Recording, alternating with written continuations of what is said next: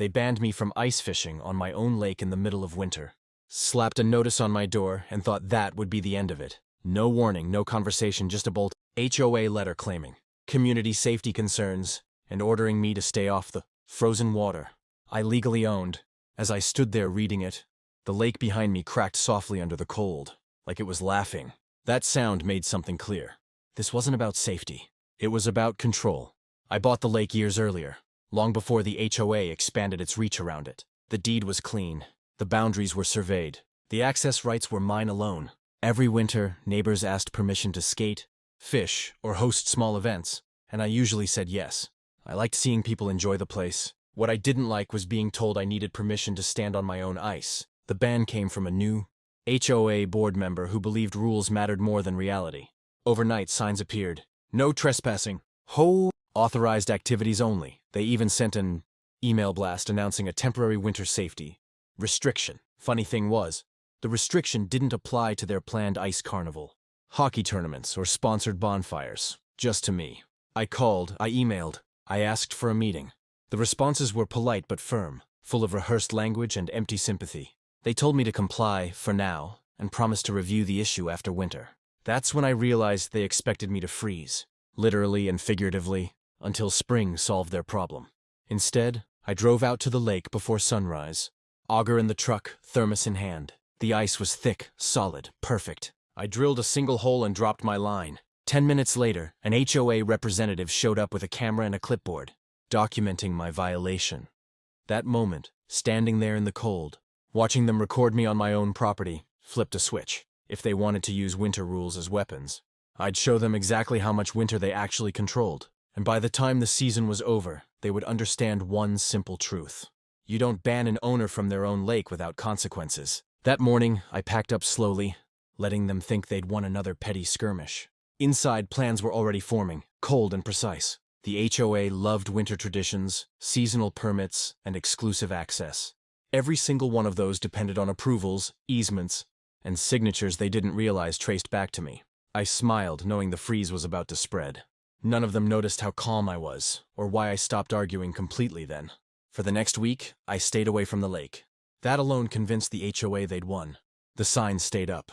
The emails stopped. Their confidence grew quietly. The way it always does when people mistake silence for surrender. I let them have that comfort. It made what came next much easier. Instead of fishing, I spent my evenings reading. Deeds, easements, permits, old meeting minutes, winter use agreements dating back decades. The lake wasn't just water and ice. It was the hub of every seasonal activity the HOA bragged about in newsletters and welcome packets. Ice skating paths, hockey rinks, snowmobile crossings, the annual winter festival, even the temporary warming huts. Every single one required written permission from the landowner. That permission was me. The HOA had been operating on autopilot for years, renewing permits without checking who actually held authority. When the development expanded, they assumed control came with proximity. It didn't. It came with signatures, mine specifically. And those signatures were renewed annually, usually as a formality. This year they weren't renewed at all. I drafted formal notices, calm and professional. No anger, no accusations, just statements of fact. Unauthorized use, expired permissions, safety liabilities, temporary suspension pending review. I mailed copies, emailed PDFs, and sent certified letters for good measure. By the time the HOA office opened Monday morning, winter was already unraveling. The first call came before lunch. A board member asked if there had been some mistake. I told them no. Another asked if this was about the ice fishing ban. I said it was about compliance. That word made them uncomfortable. They were used to owning it. Within days, activities started shutting down. The skating loop closed. The youth hockey league canceled practices. The ice carnival posters came down. Parents were furious. Volunteers confused. The HOA scrambled to reassure everyone that it was temporary, that negotiations were ongoing, that things would be resolved quickly. They weren't. What surprised me most was how fast the tone changed. The same people who told me to wait until spring were now begging for meetings. Emergency sessions were scheduled. Lawyers were consulted. They asked if I'd reconsider, if I'd grant temporary access, if there was anything they could do to keep winter alive. I listened. I took notes. I asked questions. And I reminded them, politely, that I was still banned from ice fishing on my own lake. Winter, it turned out, wasn't just cold. It was fragile. And once you understand where it's held together, you don't need to raise your voice at all. By mid-January, the lake felt different. Not frozen, but empty. No skates carving circles. No kids shouting over hockey sticks. No bonfires cracking at night. Just wind moving across ice that nobody was allowed to touch. Winter had gone quiet, and the neighborhood finally understood what that meant. The HOA's inbox exploded. Parents demanded refunds. Vendors threatened breach of contract penalties. Sponsors pulled out of events that no longer existed. The board issued carefully worded updates blaming unexpected legal reviews, but that explanation only worked once. After that, people started asking harder questions, the kind that require names and accountability. That's when the blame shifted. A board member knocked on my door one evening, standing stiffly in the cold, rehearsed apology barely holding together. He said the ice fishing ban had been misunderstood, and that the HOA never intended to restrict my personal use. I asked him to point out where that was written. He couldn't. I reminded him that intentions don't override documents, especially not mine. Behind the scenes, the HOA's attorney reached out. He wanted a clean solution, temporary access, mutual concessions, a reset. I told him I was open to it, restoring winter activities the moment the ban was officially withdrawn, the signs removed, and a written acknowledgement issued confirming my exclusive ownership and usage rights. No vague language, no future reinterpretation. The board hesitated.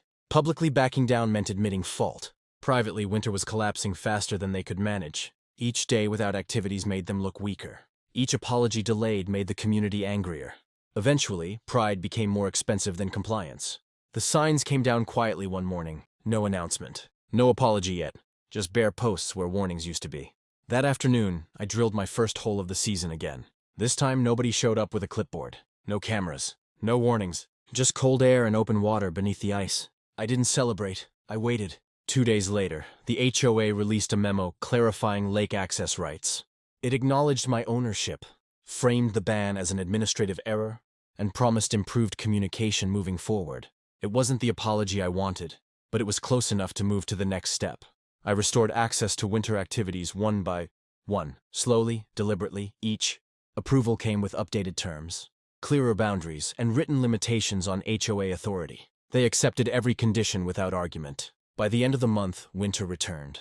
Skaters came back, hockey resumed, fires burned again, and everyone understood something new, even if they didn't say it out loud.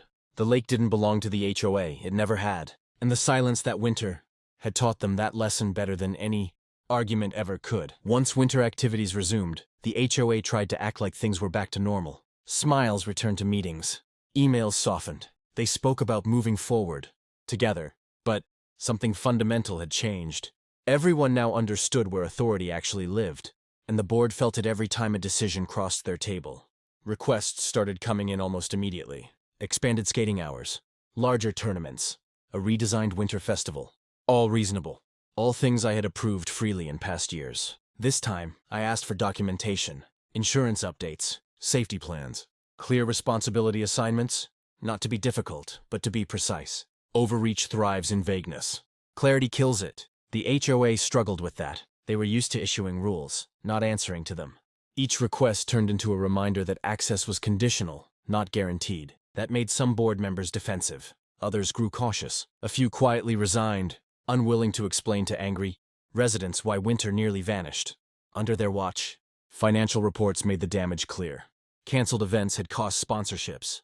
Refunds had drained reserves. Emergency legal fees ate through budgets meant for maintenance and improvements. The winter ban that was supposed to assert authority had instead exposed how fragile that authority actually was. At a public meeting, a resident finally asked the question everyone had been avoiding. Why was the lake owner banned in the first place? The room went silent. The board gave a non-answer about safety concerns and misunderstandings. It wasn't enough. People had seen the signs, the memos, the shutdown. They knew someone had pushed too far. I didn't speak. I didn't need to. The truth had already done its work. By late February, the HOA formally updated its bylaws. Lake usage policies were rewritten. Owner rights were clarified. Enforcement limits were defined. Everything that had once been flexible enough to abuse was now locked down in writing. It was framed as progress. In reality, it was surrender dressed as reform. The final meeting of winter ended without drama. No speeches. No confrontations. Just approvals and acknowledgments. As people filtered out, a board member stopped me and said they wished things had been handled differently. From the start, I told him they could have been. All they had to do was ask instead of order. That night, I went back out onto the ice one last time. The season was ending. The surface was softening. I dropped my line, not expecting much, and waited. The lake was quiet again, but this time it felt right. Peaceful. Balanced. Some lessons don't need to be repeated. Once is enough. Spring arrived slowly that year, melting the ice in uneven patches and revealing the lake again. Calm and ordinary, as if nothing had happened. But the neighborhood wasn't the same. People spoke differently now. Questions came before assumptions. Requests replaced demands. The winter shutdown had left a mark deeper than frozen water ever could. The HOA kept its distance. Communications became formal, almost cautious. Every sentence reviewed twice before being sent. They followed the new bylaws carefully, aware that the illusion of automatic authority was gone. Control, they learned, wasn't something you declare. It's something you earn, and it disappears the moment you misuse it. I never asked for an apology beyond what was written. I didn't need one. The outcome mattered more than the words. The lake was respected again. My ownership wasn't questioned. And winter activities, when they returned the following year, came with proper agreements and genuine cooperation. Some neighbors stopped me to say they hadn't realized how much depended on quiet permissions and overlooked signatures. Others admitted they'd supported the ban at first, believing it was about safety. I told them the truth. Safety is important, but it's never an excuse to ignore ownership. Once you let that slide, nothing really belongs to anyone anymore. Ice fishing became routine again. No signs, no warnings. Just cold mornings, steam rising from the water, and the simple patience the season demands. Nobody bothered me. Nobody filmed. Nobody pretended they had power they didn't. Looking back, the strangest part wasn't how far the HOA went. It was how surprised they were when consequences followed. They expected compliance because they were used to it. Used to people backing down? Used to urgency winning. Winter taught them something different. Rules matter, so do boundaries. But they only work when everyone remembers where they come from. Ownership isn't arrogance. It's responsibility. And authority, real authority, doesn't need threats to survive. I didn't shut down winter out of spite. I shut it down to stop something worse from taking root. If the HOA could ban an owner from his own lake, what would stop them next time? Silence fixed that problem better than shouting ever could. When the ice finally disappeared completely, I stood at the shoreline and watched the last chunks drift away. The season was over. The lesson wasn't. The lake reflected the sky again, untouched by signs or rules. Just water doing what it always had. Winter would return next year. So would the activities. But one thing wouldn't come back. The idea that someone else could tell me I didn't belong on my own land. That melted for good.